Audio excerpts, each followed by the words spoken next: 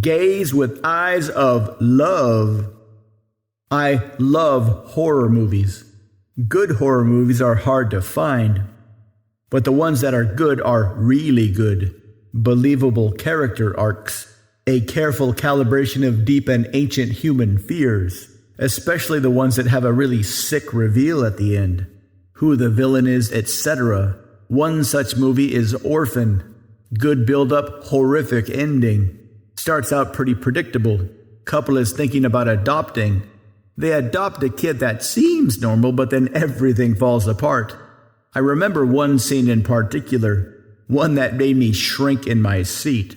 The family had a son, and right off the bat, the adopted daughter and the blood son were in conflict. The son had a treehouse. He was starting to suspect she was evil, so he was hiding behind a rock watching her walk to his treehouse. She was getting ready to light it on fire or something. The audience was seeing things from a little kid's point of view.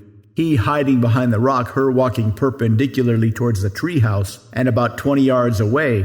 Then she stopped, and at the same time she stared right at the kid and the audience. This is a very, very ancient fear of watching some predator hoping they don't notice us. If the predator stops dead in its tracks and stares right at you, it's all over. If you run, they'll chase you and eat you. If you stay where you are, they'll slowly walk closer to where you are and eat you. There's even one real photo of a guy just before he got eaten by a tiger. Horrific. Dude fell into the tiger cage. He was crouching down, head bowed, hands over his face. The tiger was staring directly at him. Tiger's head was about a foot higher than the poor guy. That would be an absolutely horrible way to die, the worst imaginable. Any kind of eye contact, especially from a stranger, kicks off that same fight or flight response. If you are checking out a pretty lady and she glances at you without smiling, you feel like you've committed a felony.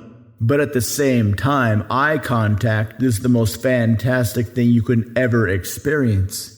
You meet a pretty lady, you have some nice sex. You're laying in bed together looking at each other's reflections in each other's eyes. Your brain is shut off and you are in love mode, at least temporarily. Now, here's the question. Suppose you could create that kind of eye contact with strangers to send them a signal of mutual self-acceptance and appreciation. What would that do for your confidence? To learn more, visit mindpersuasion.com/seductive-eye-contact.